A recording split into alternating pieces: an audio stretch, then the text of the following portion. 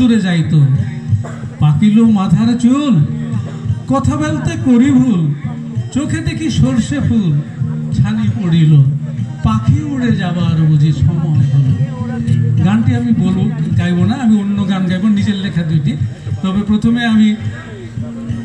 আমি ওডেসাতে আমার মাস্টার্স করি। ওডেসা একটা খুব হিউমারিস্টিক শহর, মানে খুব জোক হইতো সেখানে। তো একটা জোক বলি, সে ছোট্ট ছোট্ট জোক, তাহলে সময় বেশি লাগবে না। সেটা হচ্ছে ছোট্ট জোক,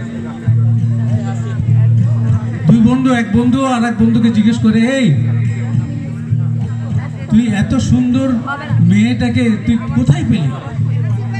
তো বলে, কেন ওডেসার ওই যে এক বিখ্যাত রাস্তা আছে দেরেবাসভস্কে, যে দেরেবাসভস্কে পাইলাম।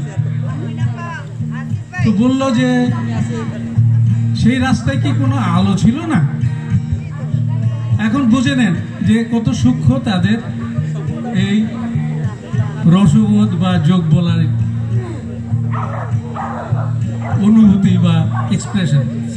আর একটা যোগ বলি, ওডেসা ছিল বলতে গেলে বেশ একটা অ্যান্টি কমিউনিস্ট শহর, মানে বেশিরভাগ লোকই ব্যবসা বাণিজ্য করা, মানে চোরাই ওই তাল চপটা সব কন্ত্রাবান্ড যেটা বলা হতো সেটা করতো। তো তারা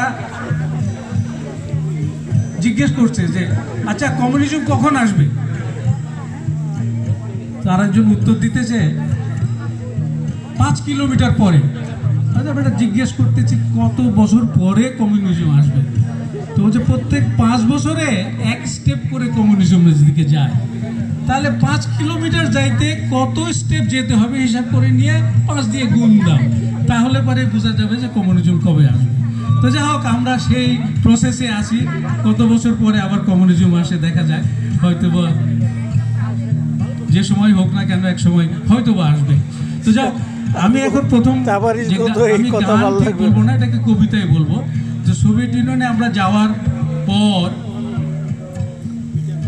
আমরা যে বয়সে গিয়েছিলাম, 17, 18, 19, 20 বছর বয়সে, সবাই ছিল একটি কি বলে যে কেয়ার ফ্রি লাইফ। এবং সোভিয়েত ইউনিয়নের যে পরিবেশ, যেহেতু সেখানে ব্যক্তিগত সম্পত্তি ছিল না, মানুষ ছিল সহজ সরল, এবং যে কারোর সাথে অত্যন্ত সহজভাবে কথা বলা যেত। এবং আমরা রাস্তায় যেতে যেতে তো যে কোনো সময় যে কাউকে জিজ্ঞেস করতে পারতাম, বিশেষ করে মেয়েদেরকে,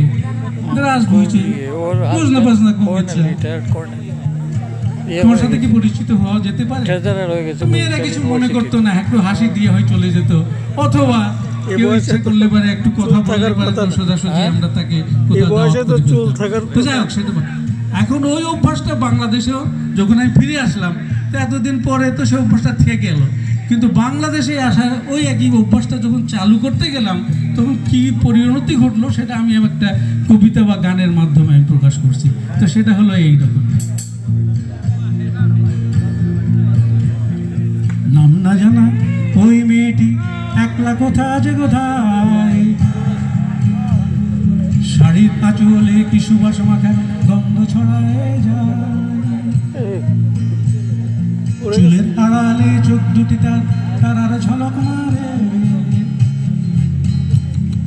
হরিণীর মতো এদিক ওদিক দেখে ঘাটি, চলন তাহার মৃদুল গতি, ছন্দের মতো তার গতি, এত কিছু দেখে মন মাঝে মধ্যে জাগলো কি দুর্মতি, পট্টি তাহার আগলানো ঘিরে সম্মুখে এতে বাড়ি, নাম কি তোমার ওগো সুন্দরী জানতে কি পারি, ভয় পেয়ে সে থমকে দাঁড়ায়, এ আমার কোন জ্বালা, দিন দুপুরে মেয়ে মানুষের যাবে নাকি পায়ের সমস্যা চলতে না, আগে তো ভালো ছিল, বুঝি না বিষয়টা, জিজ্ঞেস করবো না। লেগেছো তুমি মোর বড় ভালো, তাই তো বলছি কথা, বুদ্ধিদীপ্ত চোখে হঠাৎ করে বললো সে মনে দেখে, ভাব দেখে তো মনে হচ্ছে আসছো বিদেশ থেকে, বললুম আমি ধরছে তো ঠিক বছর 10 পরে, দেশকে ভালোবাসবো বলে আসলুম দেশে ফিরে, বলল সুতনের আগে শেখো দেশের রীতি, অপরিচিতার সাথে কথা বলার যেন না হয় দুর্মতি। জিজ্ঞেস করি পরিচিত তবে হব কেমন করে, বলল সে তার একটা বিয়ের ঘটক ধরে। ওই একটা শাড়ির কাজলে কিছু বছর গন্ধ ছড়ায় যায়।